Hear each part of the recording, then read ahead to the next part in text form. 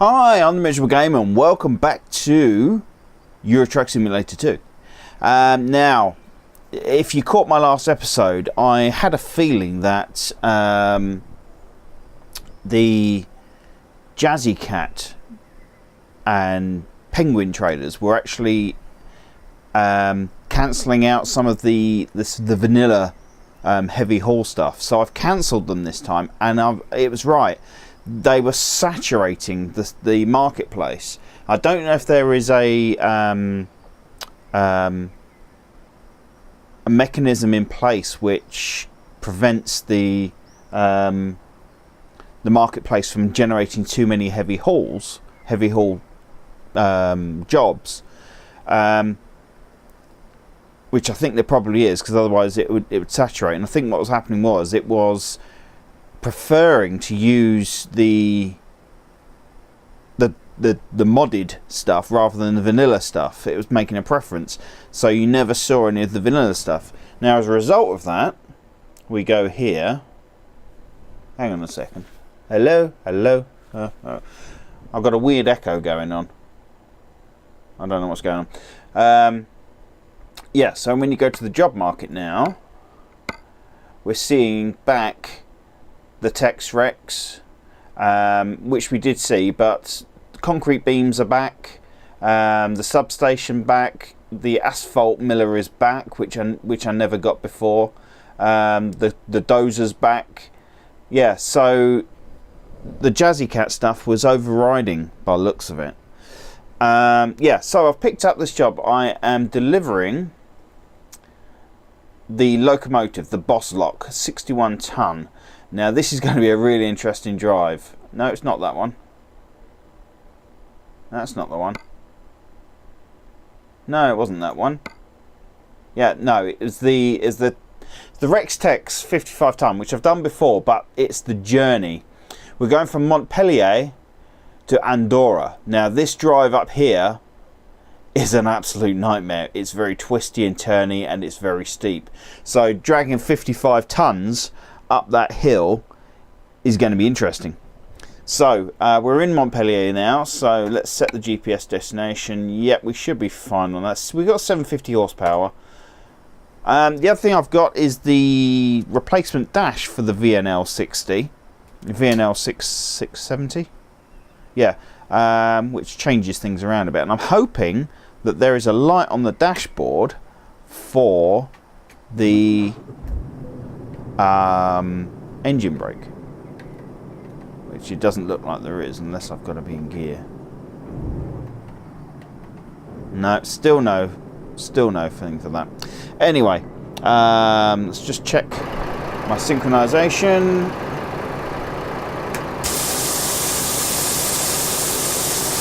Yep. For some reason, if you finish the game with your axles lift, when you come back in, the axles are down.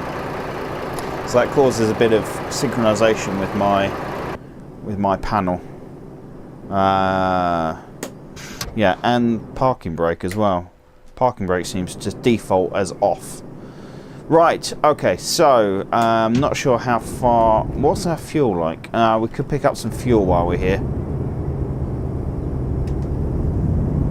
That would make some sense, wouldn't it? I don't know what side my fuel cap's on, actually.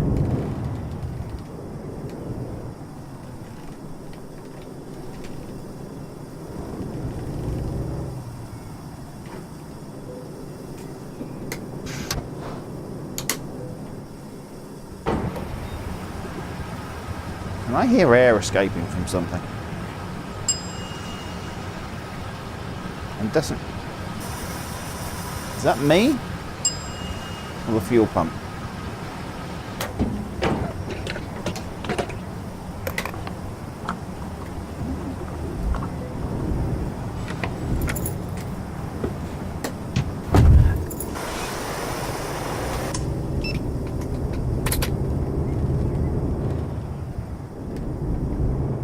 Yeah, still no indication of...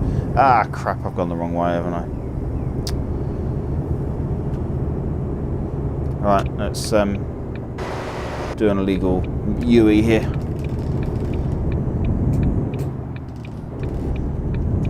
Our driving lights on. Oh.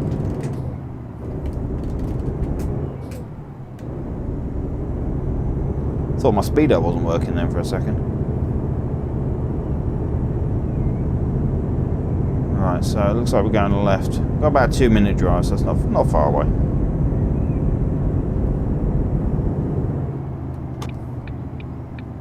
And it's a beautiful day, which makes a change because I'm usually driving in the rain or at night.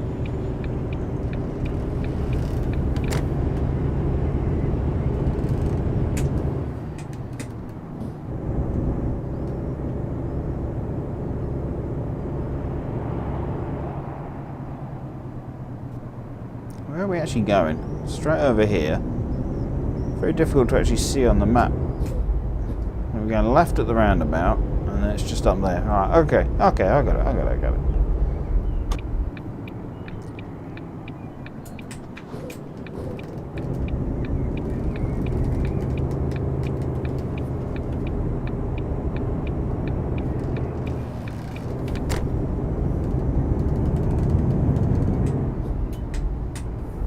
Ah, there it is.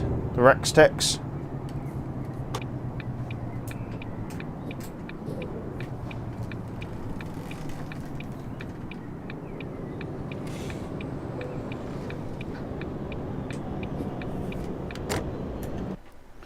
I know I've done this job before, this load before, but it's more the drive that I'm interested in than the load. The load is just convenient because it's heavy.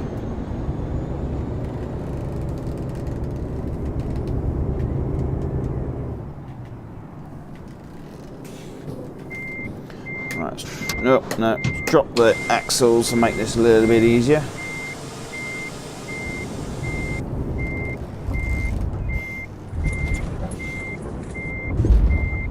Am I driving over a load of stuff? Yeah, I'm driving over that hose pipe.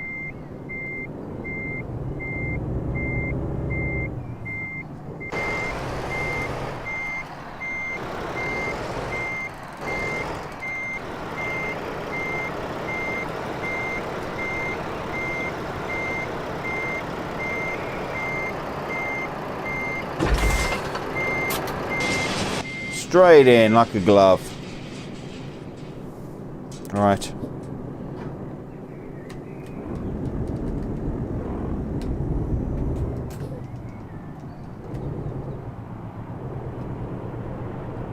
I'm gonna cut this a little bit fine. Ugh.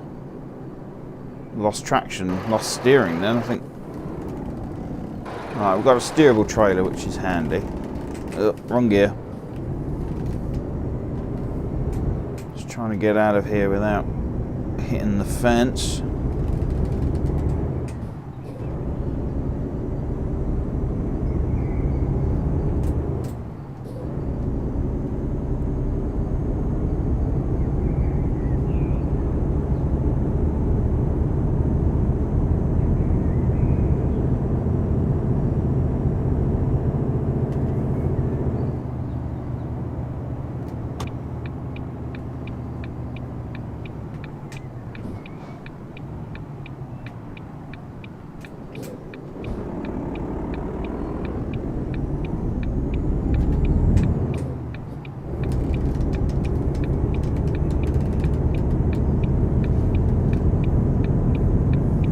Right, and we're on our way. 6.5 hours, so it's not a particularly long journey, but I've got a feeling it's going to take longer because of the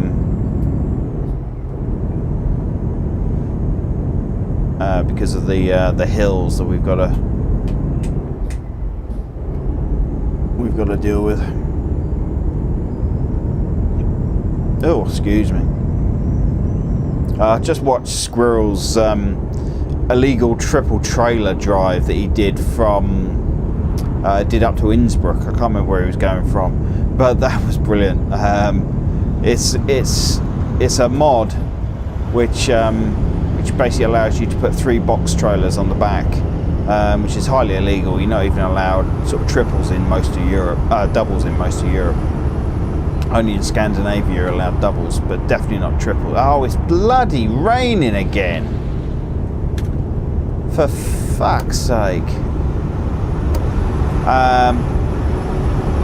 Yeah, so it's a game-breaking mod really, because as he found out at the end, you can't park it. The drop-offs are not designed for that size of trailer, and so he had to skip parking to actually finish the whole job. And he slowed down, pal. Jeez, you see him come right up on my inside then. Yeah, and when you skip parking, it places the trailer and cab where you should have parked. And the problem with them was that his truck actually spawned in the building property of the neighbouring building property, and he was hemmed in this little fence area. It's not a problem because he teleports a lot, like I do.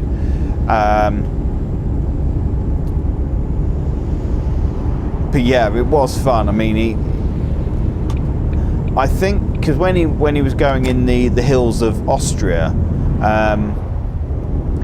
I think he was saying that the cab was leaning over, but he was going a bit of a pace. I think he could have done with going a little bit slower. Certainly a real driver wouldn't have come down and up and down those hills quite as fast as that. They would have kept the whole thing under strict control and taken their time. You know, he was approaching some of those corners with such speed. You just wouldn't do that in real life. So yeah, I think he could have slowed things down a bit. But toll booth.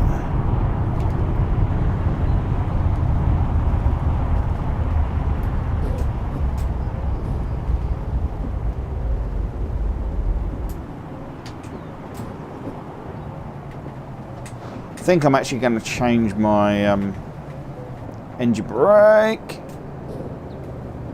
What I'm saying, I'm just going to change my engine brake back over to single press, because I don't know when it's on or off. There you go.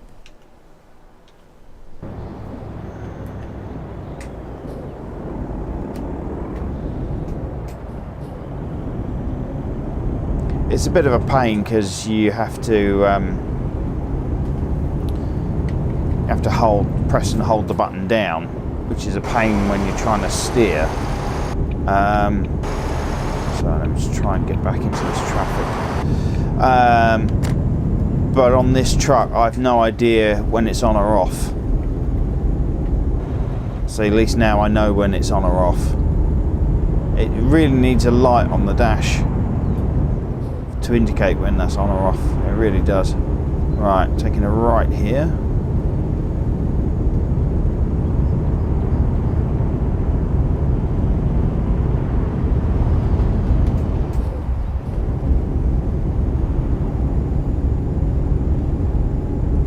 Yes, these hills are going to be fun, so I'm going to have to try and keep momentum going to get up some of this. If you caught my last video, I was talking about my new cooking technique, which is sous vide.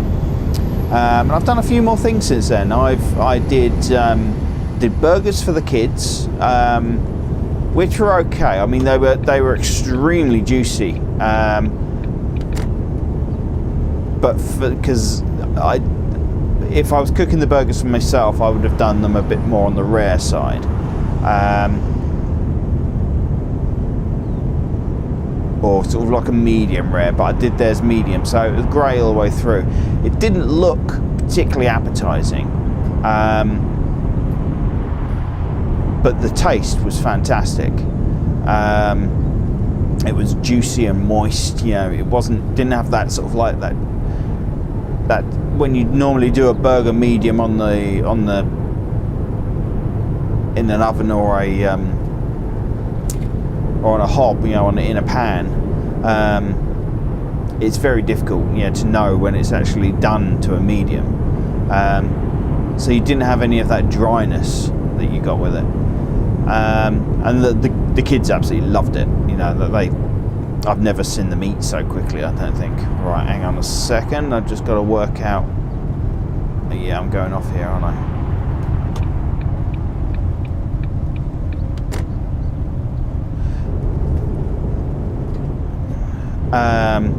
Yeah, and then because it's mine and my wife's 16th anniversary to the day we met, not our wedding anniversary. It's the 16th anniversary of when we met, and I did sirloin steaks in the sous vide with some butter asparagus, some roasted new potatoes, and a port reduction sauce. The steak I did cooked it to 51.1 degrees. That's how precise it is, 51.1 degrees, and it was perfect. It was what I consider a perfect temperature for a steak, and it wasn't the best steak I've ever had. The sous vide technique does improve cheaper cuts, because normally I'd go for a ribeye, but I wanted to give a cheaper cut a try, and it did elevate a cheaper cut. It did elevate a cheaper cut to a higher standard. And whilst it wasn't the best steak I've ever had, it was good, and it took a hell of a lot of the work out of it, because it sat in the sous vide bath for an hour, and you couldn't overcook it, basically. I did throw it in a pan for sort of 30 seconds when it was done, just to give it some colour, because they come out very grey. But it was beautiful, and it just makes cooking so much easier. That's the thing. It's not very eco-friendly, because there's a lot of plastic involved, and there's a lot of water involved. I mean, I think I'm using about a gallon of water each time I use the sous vide machine. And my wife said, "Oh, can't you keep the water? Can't you put the lid on the pot and keep the water?" But then next time you use it, you've got to rely on the sous vide machine to heat the water up from scratch, and that can take anything out. If you've got to raise it to 60 degrees, that can take anything up to half hour to an hour, depending on the temperature of the water. Whereas I'm filling the sous vide pot up from the hot tap, which brings it up to almost the temperature that you need straight away. So there's very little preheating going on. And I did have a little problem with the machine, with the ANDORRA. I'd cooked the asparagus, and then it just started beeping at me, a constant long beep. It just locked up, so I had to reset it. It seemed okay, but then when I came to set the timer for the steaks, it didn't seem to want to set. It seemed to sort of get stuck in a preheat standby sort of set, and after about 5-10 minutes of preheating and then preheating, the timer kicked in and it carried on. So I don't know what's going on. I know some people have had problems with steam ingress, where if you're cooking something hot, the steam can get into the machine itself, which is a bit of a bad design, considering it's meant to be operating around water and things like that. I've got another. Right, I'm going to go through the main. Right, I think I've got a slow to about 30 kph to go through here.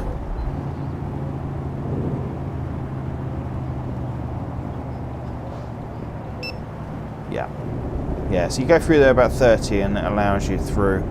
It's a lot easier than stopping and starting all the time. Yeah, so considering the device is meant to be utilised around sort of water and steam and stuff like that, it's a bit of a poor design that steam can get into the unit and basically fuck it up, So I'm really quite conscious of steam getting into it. I have got a lid for the pot, and I've marked out I'm going to angle grind a little U cutout to fit the, got to turn off here, to fit the ANDORRA through the top, so I can put the lid on with the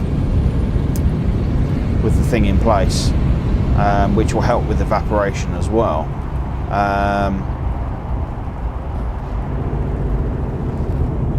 So I've just got to cut that out this afternoon. I'm just going to record this video and then go and do that because I'm using it again tonight.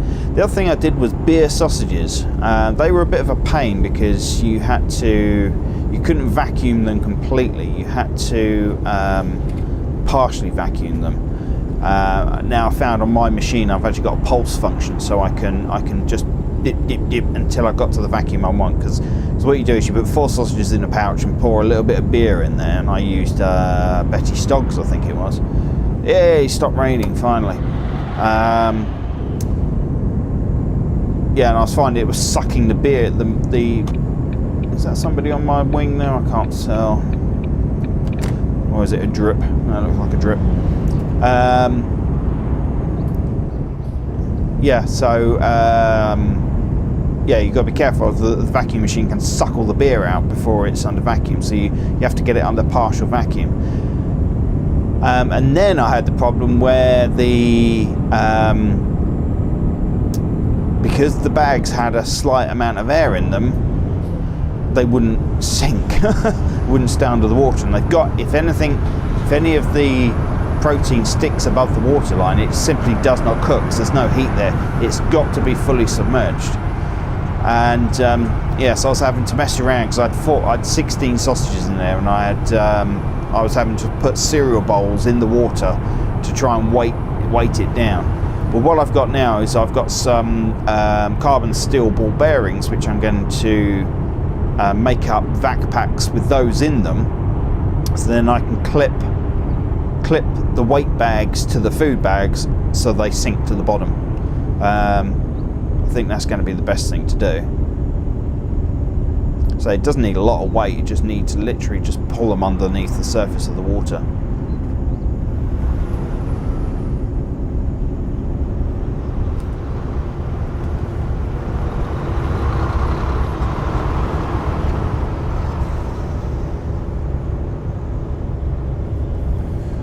So I like that dash display better than the vanilla for the Arrow Death. Right, we're getting up into the hills now. We're only about two and a bit hours away, but we're getting into the interesting part.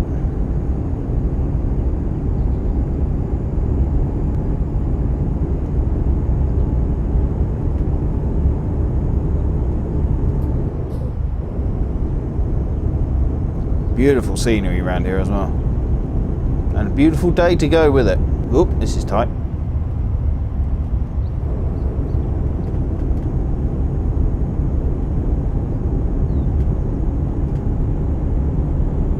Thank God for that steerable trailer. These little roads would be a bit of a pain without that steering trailer.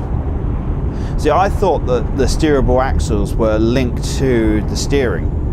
But they're not. All they are simply freewheeling axles,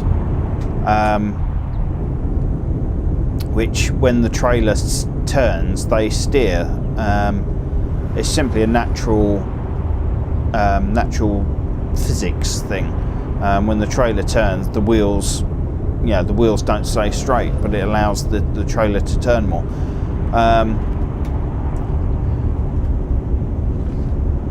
Yeah, and what I would like to see, which is a feature on real steerable trailers, is the ability to actually lock those wheels.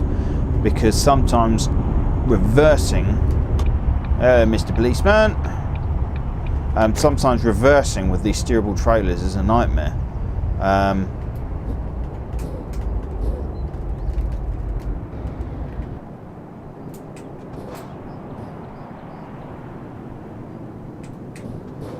So I'm just trying to get around here.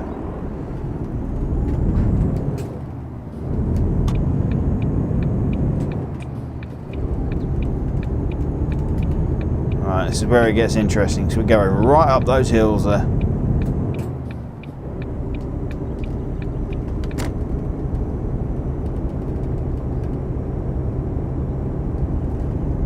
Yeah, so the ability to lock those those wheels, so they don't turn, would be a good idea.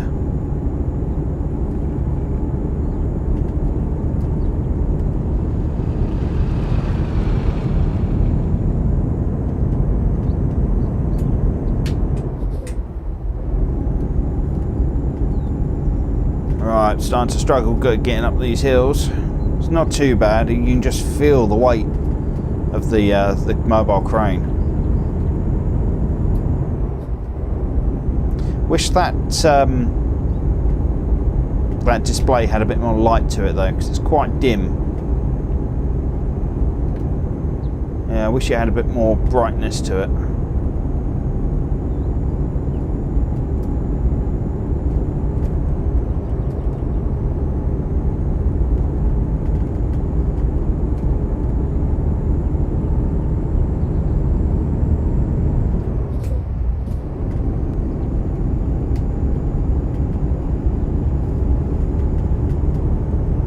Yeah, so 128 is live. I'm still on 127 at the moment.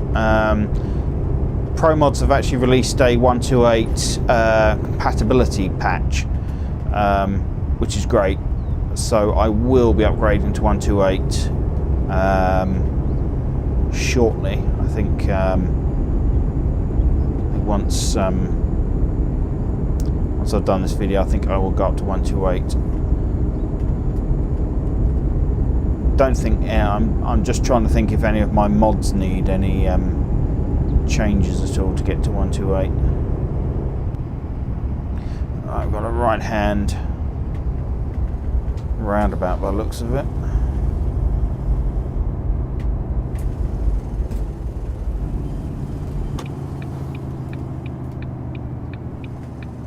Oh, this is going to be fun.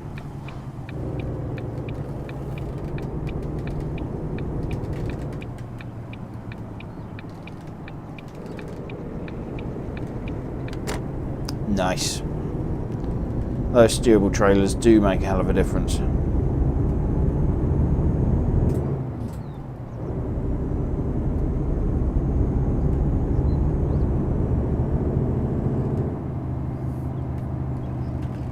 So there's where the roads get interesting. I'm going to be using the entire road safely as I can.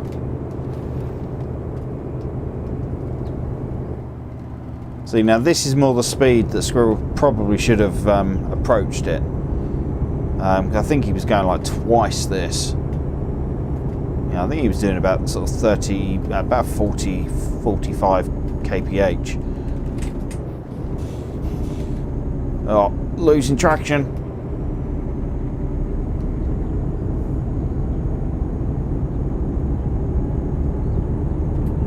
Gonna have to split the gears in the low range. Feel the weight of the trailer behind me.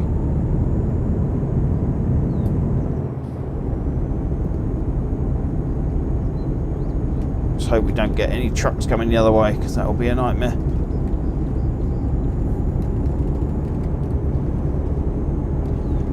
Yeah, sometimes in these situations it's best just to pick a gear and stay in it rather than keep trying to change up and down through the gears. If you've got a gear that you've got a decent speed going, you've got good traction going, it's best to stick with it, you know. Oh crap.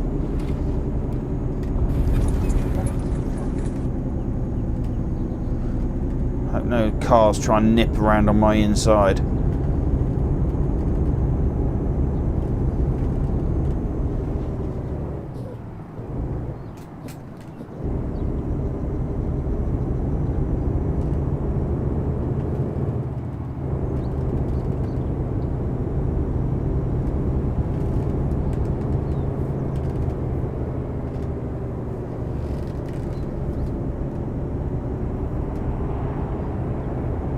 Quite tight coming through there.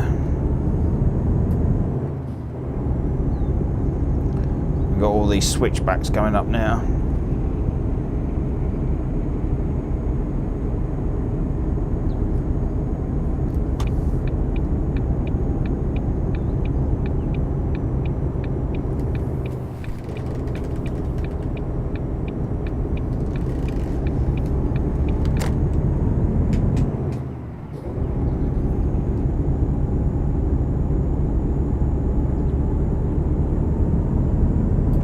don't know if the AI comes up this road or not. So I've done this drive a few times, and I don't recall ever seeing any AI. Saying that, crap.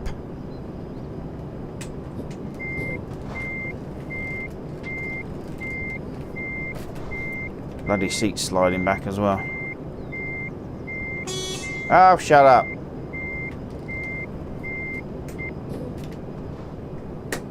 Hang on, I've got to put a block on my seat because I'm sliding back.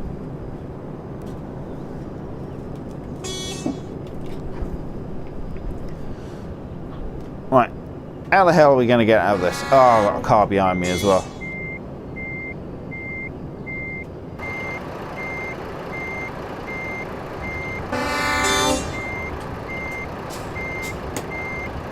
I have no idea how much room I've got behind me.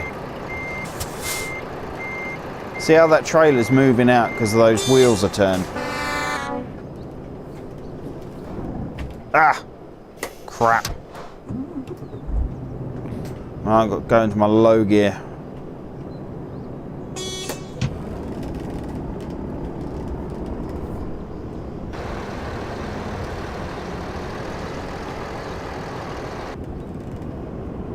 That's pretty much as much room as I can give you, pal.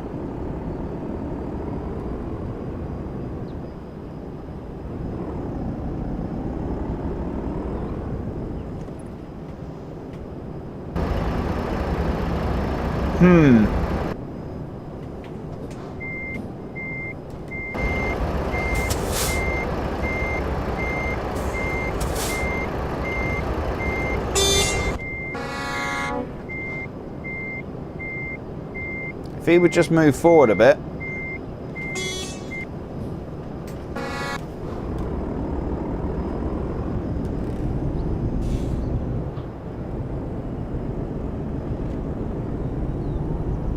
I think I'm just going to have to...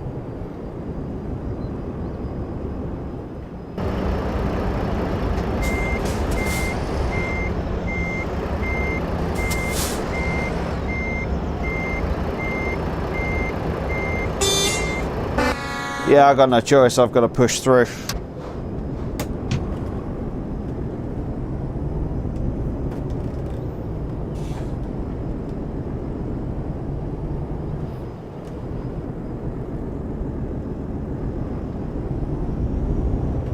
Oh, he's backing up now.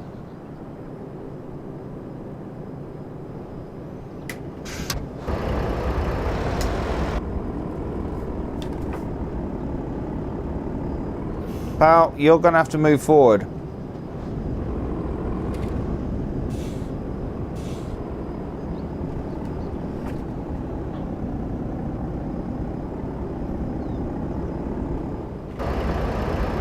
Ah, crap. Got another one coming down the hill now.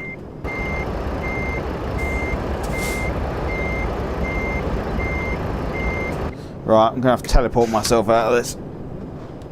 Nothing else I can do. What is it? 0, isn't it?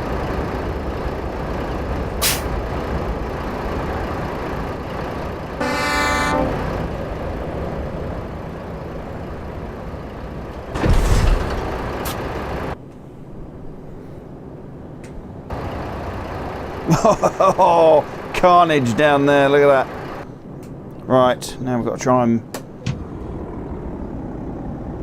pull away. Yeah, there's me saying, I don't think I've ever seen AI come down this road. And then we get 2 trucks. No, so there's no trailers though, but yeah, I've got a truck and a trailer behind me.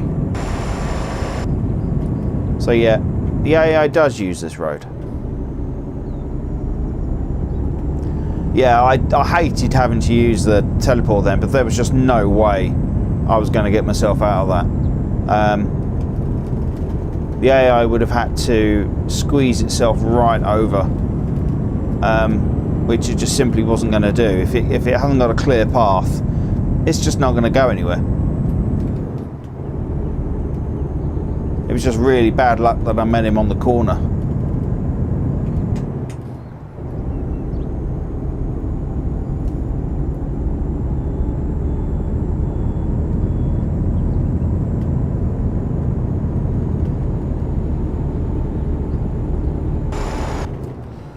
Right, I'm actually going to wait until the coach has come through.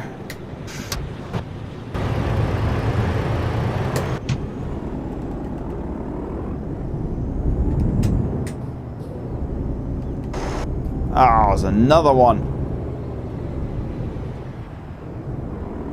Not again. And I've lost steering for some reason.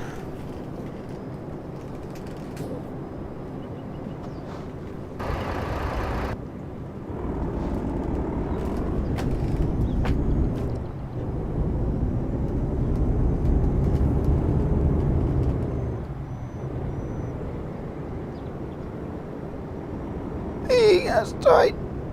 And again, I'm stuck on the corner. So then I'm going to push through him. Done it, done it, done it. Oh.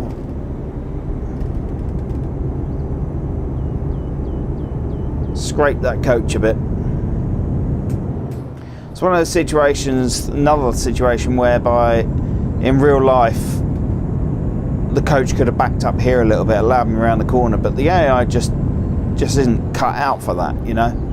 I mean, it could have sort of like looked ahead and seen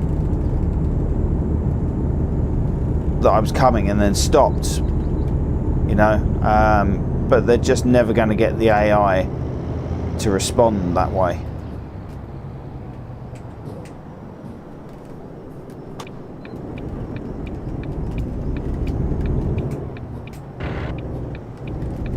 Dropped a gear then. I'm better than that. So we're only 40 minutes away, but it's it could be a million miles.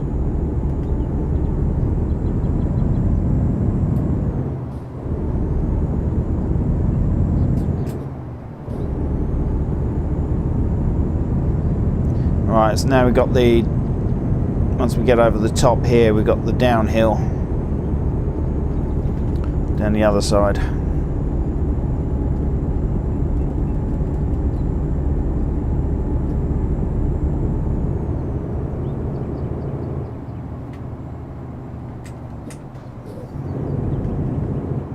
Yes, it's the problem with the chair sliding backwards. It's the problem with the load cell pedals, because they're like real pedals. You know, you need quite a lot of push, and because I'm in a gaming chair, but you know, you push on the pedals and your chair slides back. There's nothing you can do about it. So I've got a little wood block wedge which I have to put under the front wheel, under one of the wheels, which I normally have sort of between my legs, the wheel between my legs, so it's in the middle. Put a wedge block underneath the caster, and it just stops me from rolling backwards, but it just means I can't move the chair at all, which isn't ideal. So you have to really make sure you get your chair in the right place and then reach underneath and put this wedge in. What I think they need to do on gaming chairs is lockable casters. That would be great, you know. I wonder if we picked up any damage on the trailer. No, it doesn't look like it. Right, so we've got the downhill now.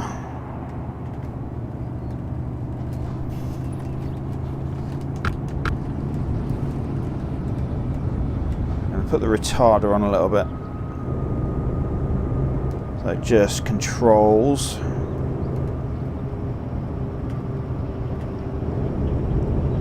Yeah, so what I do is I put the retarder on just two notches and I leave it on. And then I use the engine brake, and the retarder just helps control. So when I use the main foot brake, I'm not overheating them too much. I'm not having to use them fully, because your brakes will just burn up. I don't know if, I think they have brake temperatures. It's never really been an issue. But I say in real life your brakes would just overheat, and they can catch fire. So I'm just using the retarder on 2 notches just to control the descent.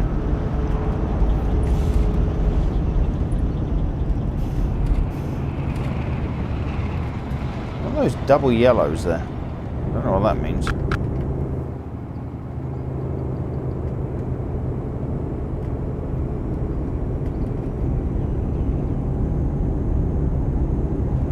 Right, so we've got lane control here.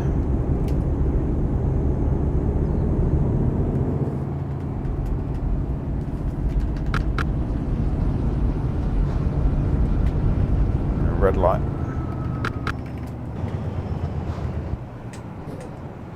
Oh, we've got a right hand turn. I thought I'd usually go on this. I don't think I've actually been this way.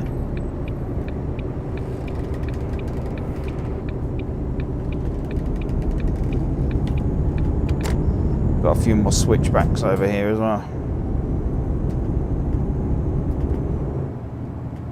You arse.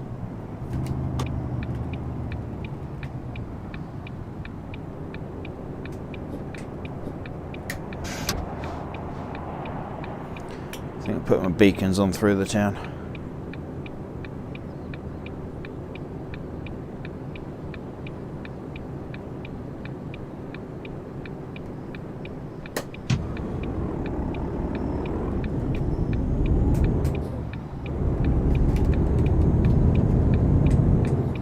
What I will do is at the end of this video I'll put a quick video to show you the or I might do it in a separate video, I don't know. Just show you the my control setup.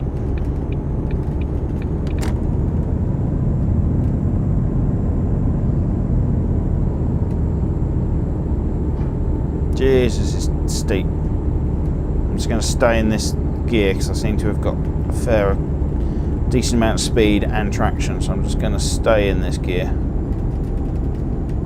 Losing steering a bit. The front wheels are being lifted up.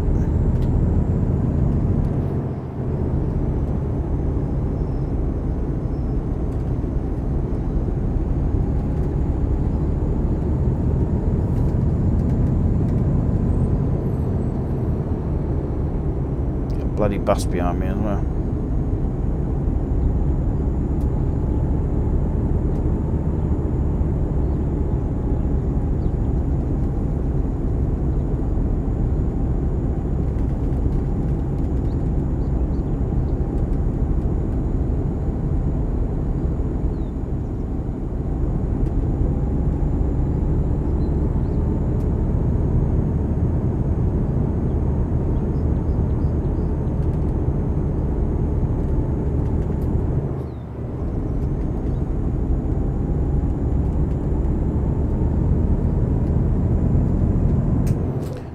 Right, just coming up on the drop off now.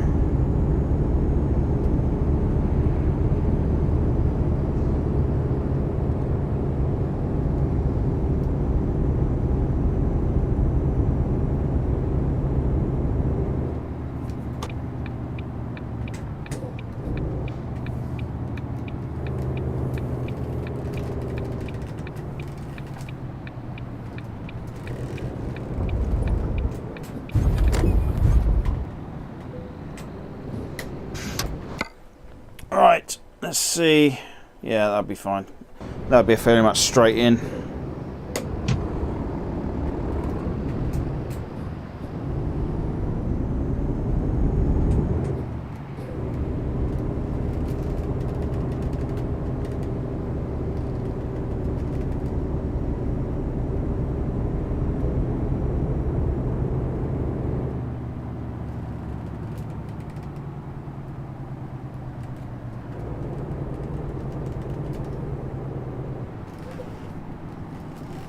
Let's get that back round, straighten up as best I can. That's pretty damn good.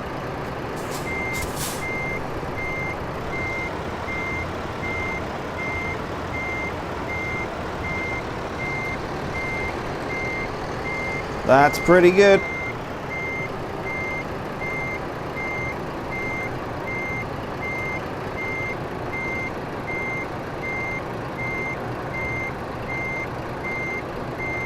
Come on, go green.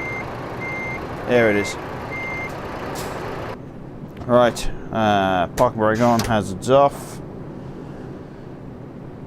Right, let's just grab a quick photo.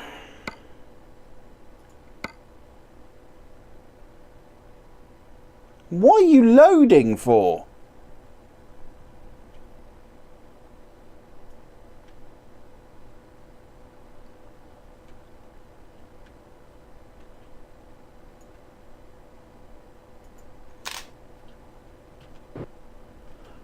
I don't know what the hell it had to load then.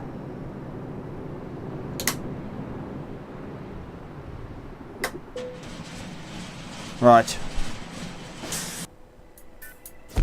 Late.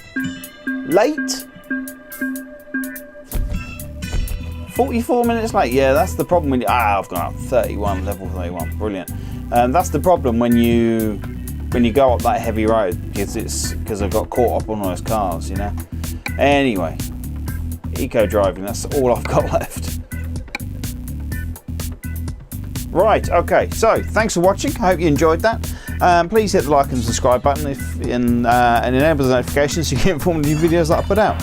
And you can follow me on Twitter. I'm at miserablegamer, at miserable_gamer, and Facebook is /miserablegamer, one word.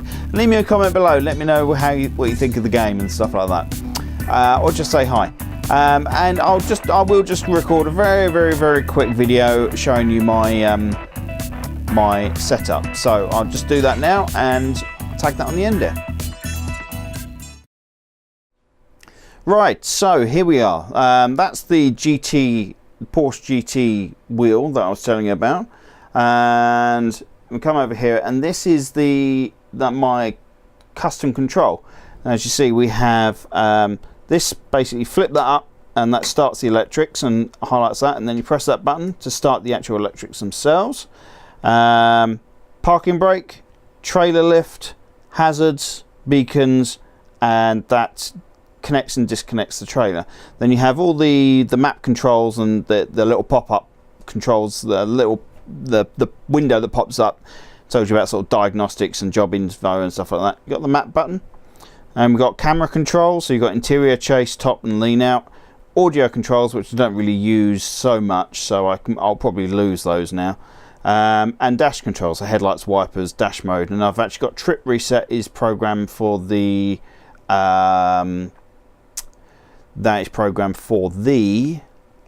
diff locks at the moment, but I want to change this around. These I want to put, this button up here as well is the track IR reset. I want to put these buttons across the top here. I'm going to use some of this more real estate down here. What I would really like to do is create a shroud that goes around the steering wheel here, and goes off to the side there, so it's all one piece. But I have to make that out of wood, I think, and spray it all and stuff like that.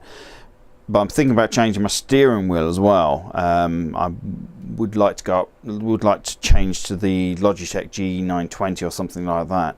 As much as I love the Fanatec, it's getting old, and I don't really want to splash out the 700 quid to replace it with a Fanatec wheel.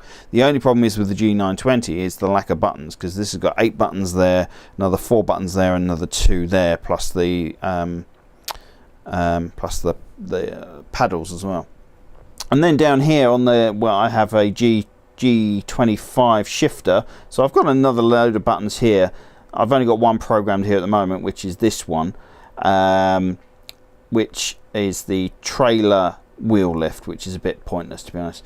And then we have the SKRS, which, if you haven't seen one of these before, it's a real gear shift from a lorry, and you've got your range control and your split control there. And of course I'll just go through my legs there, and you can see the Fanatec Club Sport pedals with the load cell on the brakes, which is absolutely incredible. And okay, so that's it. Thanks for watching.